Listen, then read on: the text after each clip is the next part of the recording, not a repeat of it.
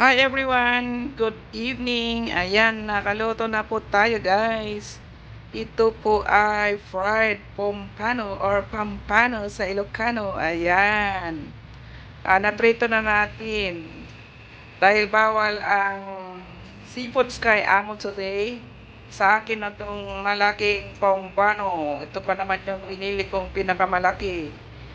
Kasi ang pagkaalam ko ay maghahati kami pero ayan, kasasabi niya lang na hindi daw pwede ang kanyang seafoods for few days. Kaya ito kakainin ko pero kalahati lang ang aking kakainin. Kasi hindi ko po ito mauubos. Ang laki guys. Pinili ko yung pinakamalaki. Ayan. So, this is good for 2 person. Kaya lang, kalahati lang ang aking kakainin. So, gagayat po tayo ng sibuyas. Tapos lalagyan natin yung seaweed. So guys, sausaw natin.